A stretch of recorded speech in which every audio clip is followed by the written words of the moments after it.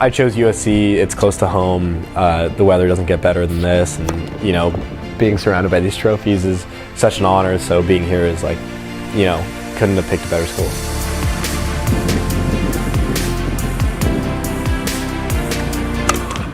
It's been great.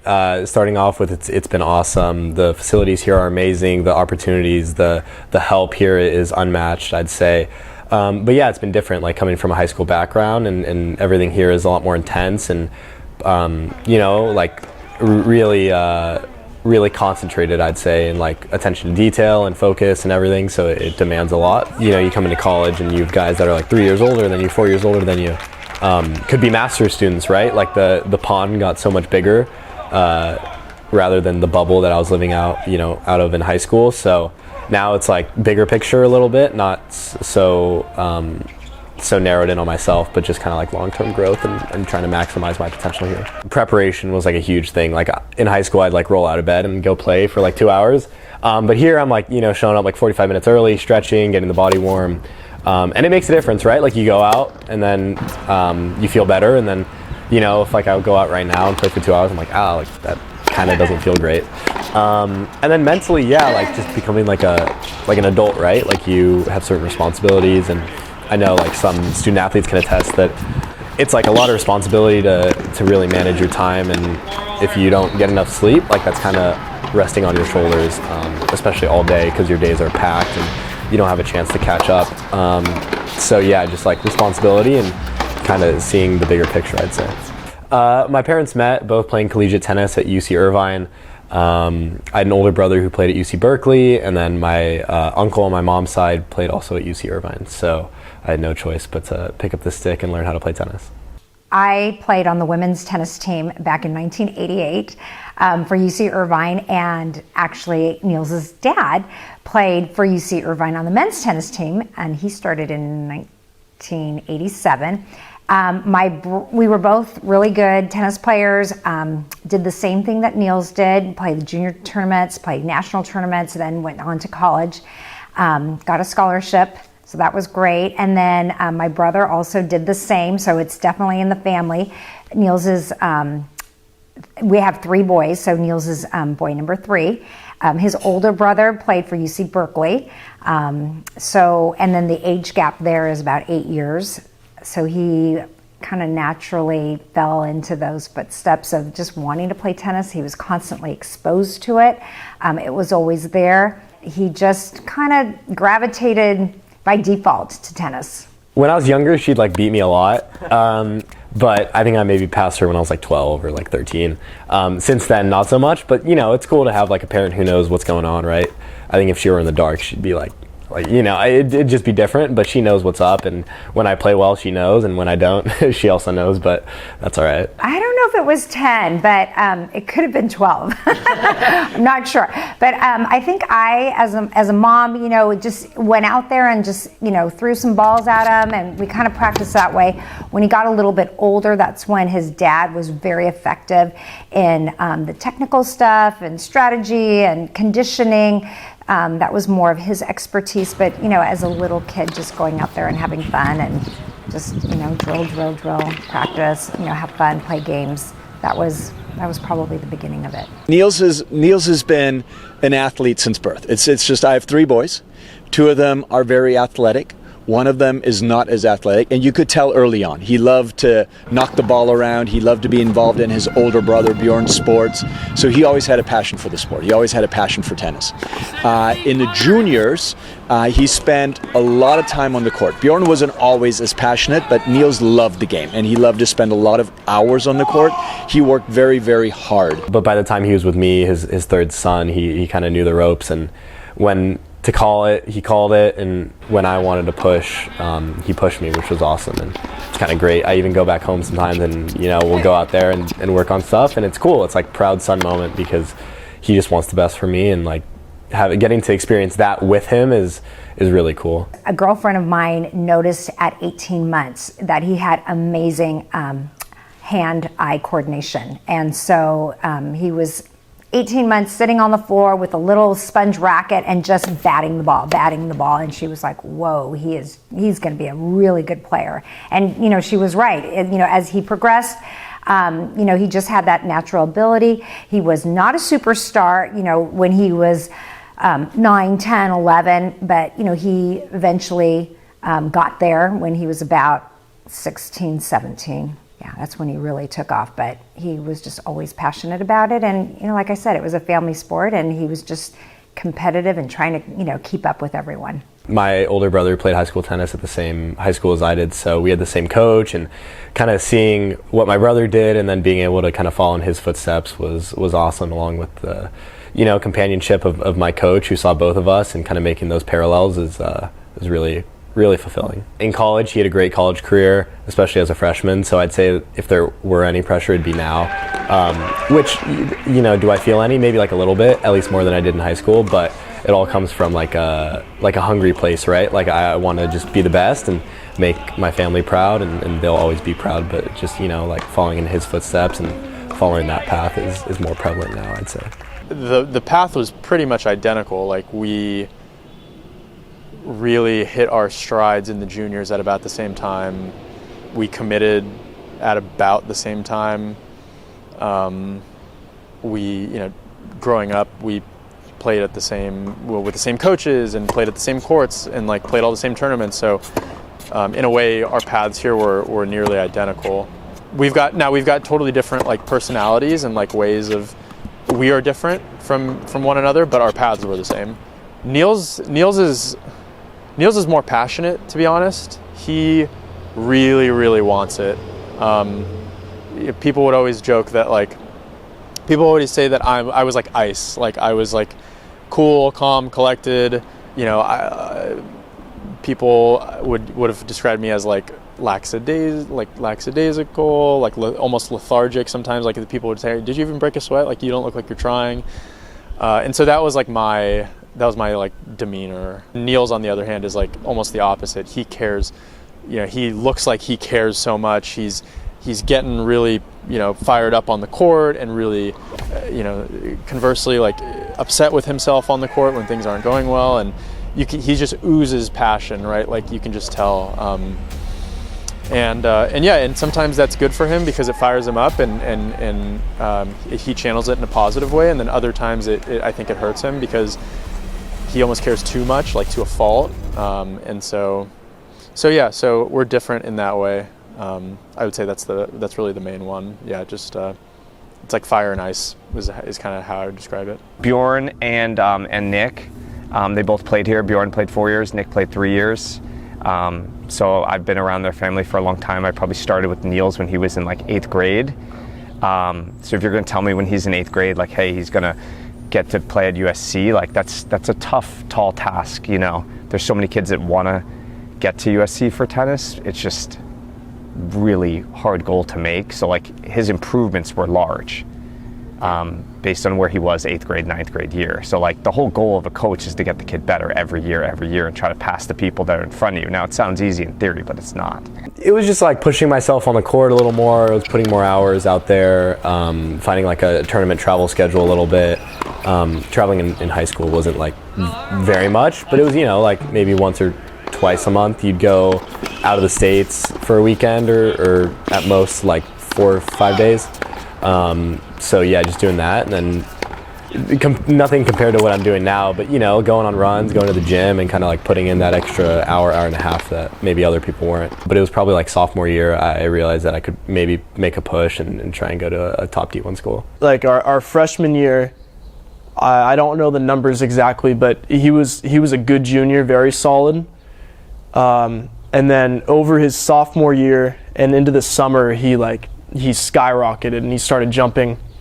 And early in our sophomore year, he had a really good win in a tournament, and I think from there it set his mindset to become a winner, and then ended up being top 10 in his class for recruiting. It was success in tournaments, and having a few results that might have been upsets, and then slowly they became not so upsetting. And just kind of growing into my body a little bit. I'm pretty long and skinny, so having a little bit of athleticism with that goes a long way for sure. He took a set off me somewhere. I don't recall the exact time, but yeah, that was about the time where he started to like flip me, and I was stoked. I was really happy. Like, I was like, okay, sweet. Like, he's getting there. He's learning. Things are clicking for him. He's gonna be able to go and play college tennis somewhere. Like, I see it, right? I see it in him. Along that journey of getting better, I was maybe like 120 in my class. For your graduating class, you have rankings, and I was like 120 sophomore year. I was like, oh, like, let's make a goal of being like a 5-star, and if you're a 5-star, you're like 75 in your class. So it was like slowly climbing that ladder, and then I got to 5-star, and I just kind of kept it rolling. I'm like, all right, well, maybe I can see if I can be a blue chip. And then once I was a blue chip, I just kind of wanted to keep climbing, right? My brother, once again, he might have capped out at like 7 or 8 in his class. And the highest I got to was 12 or 13 or 12. But I do remember looking at that number and being like, oh, like, I'm so close, like, I got to keep going. But, definitely like a proud moment for sure. High school is where we played the most tennis together. That's where we got a lot closer and we started hitting on the court more. Maybe I was like the captain at the time. I was pretty young though, and I had my best friends on the team. Is we had like the daily pilot, so it was like for our Orange County area, and we'd make like the front page or something, and then my grandma would always hold on to like the clippings of it, and she'd like collect like a little profile, a little scrapbooking, if you will, and I think that was probably when I first started to like see it, and it was like, oh, that's cool. I didn't think too much of it, and there were others that maybe were more impactful, but it was probably like that one because it would happen week after week if we kept producing good results. So I finished my junior year of high school. I won CIF or whatever, and then I had like a few good tournaments after that, and then I had like really bad tendonitis on the inside of my elbow. And I stopped playing maybe for non-consecutively, but I was probably out for like 4 or 5 months. For someone that, like to be active and get out, like that was so hard for me. So that was probably the lowest, just not being able to play. And then when I came back, it would like hurt a lot. And then the first tournament I played was like terrible, right? I mean, as one would expect, no disrespect to anyone I played, but it just wasn't great and it felt really poor. Fortunately, I backed that one up by like one of my better tournaments after, so kind of, you got to go down before you go up a little bit, but that was probably maybe my worst point, maybe mentally or even physically tennis-wise. During that time, 5 months really is quite a long time when you're playing junior tournaments, and my fear was during those 5 months, he's going to stop where he's at. He won't continue to rise. Other kids will catch up, and that's kind of difficult, especially emotionally, and really plays into your confidence. He felt lost, I would say, at first. He did not need surgery, which was a good thing. He needed a lot of time to just rest it. And for him, his life was tennis. All he knew was, I go to school and I play tennis. And, this actually, to some extent, was a good thing, in hindsight, because he was able to develop his strong friendships with Jonathan Hinkle, Jack Cross, all his tennis team buddies. And that, gave him another outlet, I suppose you could say, to just be a more well-rounded individual, because tennis can be a very isolating and very just one vision type sport. Maybe a little self-righteous, but I just didn't feel like I deserved that, and I didn't know how it could happen, like how something that didn't even feel all that bad turned into such a big tendonitis problem, which those with tendonitis can attest to it. It's, it's like nasty, right? You can't really get rid of it, and the only way to get rid of it is like taking time off, which is like the worst thing and the last thing I wanted to do. But with due diligence and kind of reading up on a lot of things to help it over time, it gradually got better, and I was able to make a push back. Having an elbow issue that kind of sidelined me like late my freshman year, and then kind of another elbow like late my senior year, and those things you have to deal with and like adjust, and you got to spend more time actually on yourself in terms of getting healthy with whatever the medical needs are of PT or therapy or any strengthening you can do. So you actually have to put in almost double time. So it's just getting the athlete to realize like, yeah, you're down, but you're not out, and you just got to like hang in there and endure the setback of being injured. Everyone was just kind of like lending me their ear if I wanted. But I don't remember wanting to talk about it. Once again, I was like in high school and I was maybe a little angsty or edgy about it. But honestly, like the best thing that helped was like PT, and I did like cupping and like E-stim where they put it in and they like shock it. So that was probably like the best thing I did though to help physically. It sounds cliche, especially coming from like a high schooler, but like I was just grateful to like have the opportunity to play again. I remember I had like a few wild cards into like professional tournaments, and I had to forego them just because I was like injured, and I kept pushing it back. I'm like, can I like move it to this one or that one? And eventually they said like no, and I lost it, which kind of sucked a lot. So when I was back, I was just like happy to be able to play again and like have the privilege of competing against some of the best talent around. It was an unbelievable senior year. I mean, with tennis, you never know. I think it was up in Ojai. He ended up winning that tournament, but it was like in the earlier rounds, and he was kind of struggling a little bit. And he was down, but he just had to really buckle down and find something deep down inside to just keep him going. And that's a big part of it, because once the tables start turning and you start coming back and you start winning, your opponent can easily fall apart, and then it can be smooth sailing. Anything can happen in tennis. I kind of like knew the game plan and I just kind of executed on myself, right? Whether that's like working out, I knew I needed to get stronger physically, I knew I needed to improve on certain shots. I had started here in 2013, so Bjorn was my first boy or girl to win CIF, and with Niels winning it his junior year, that was such a good accomplishment. And then coming back his senior year and doing it again, it's like not easy to do. There's a lot of localized pressure, and I would always explain that because he was supposed to win it. He was favored to win it. So like, if you win it, that's great, but anything but a win is like a tough loss. And I thought he handled that pressure extremely well in the final. And the freshman he played in the final was a very good player. But he used like a lot of his smarts and match savvy to play a great match and to win when the pressure's on you. And that's a sign of like a remarkable player, to like not just do it once but do it again. He was very aware of that, and like we had specific goals like outlined his junior senior seasons of what he was shooting for. Obviously winning Ojai his senior year was a big accomplishment. He lost in the final his junior year, so that was a little bit of a setback, but to win CIF his junior year was a big finish to the year because that's the last event. And then to do Ojai final and win it, and then CIF final and win it again. Those are three huge tournament victories. Way cooler to see Niels do it for sure. To have that on the history books and CDM tennis, and to have both of our names up on the plaque that you went and saw. It means a lot. It's really, really cool to see. Winning it myself was great, of course, but I loved seeing Nielsy do it. This is a dream come true. To work with your kid every day, try to get him to be a good tennis player. The goal was always Division I tennis. So for him to end up at USC, which is arguably one of the most decorated programs in the country, it couldn't have worked out any better as a father. If you look back, he's at a school he loves. He's got a roommate, Connor, that he really enjoys.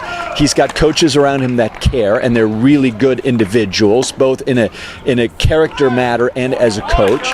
So it doesn't get any better than that, right? Like, of course, now I want him to take the next step. Of course, I want him to be an All-American. Of course, I want him to play #1 at SC at some point in time. But if you step back from it all, my work as a dad and as a coach is sort of done. I was hoping to get him to college level. He got to USC, one of the best programs in the country. He's around great people. So you get to step away from it a little bit and say, okay, out of my hands now. I've done my job. It's up to Niels. He's put himself in a great position, and now he can kick ass from there. I see the bigger picture now, I'd say.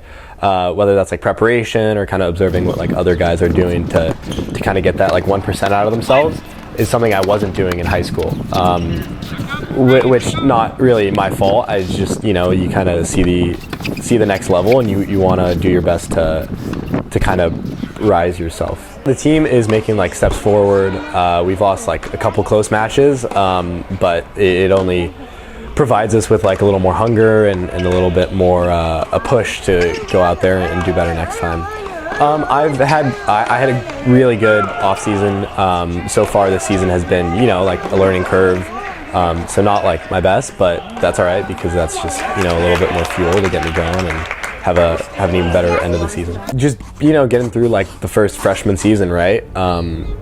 Compared to where I was first semester, like I've grown a lot and I've acclimated a lot. So I think every month, every semester that I'm here is like more XP and more, I guess, like acclimating in a sense and kind of being more comfortable where I am. So it's just like a blessing to find a place where you can like settle in a little bit, right? Because nobody gets there and is like, oh, like I'm perfect, right? So settling in was a great thing, and I think the more I do it, the better I feel.